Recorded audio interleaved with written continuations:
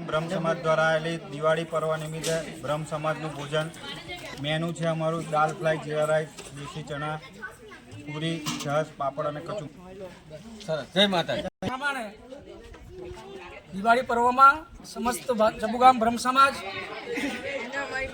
બધા જોડે પરિવાર સહ જમણવાર રાખેલ છે અને એમાં અમે બધા એકતાની મહત્વ અને આપણે બધો એક જ પરિવાર છે એ રીતે ઘડી મળી સવાર સાંજ. જય ભગવાન. હર હર મહાદેવ. હર હર મહાદેવ.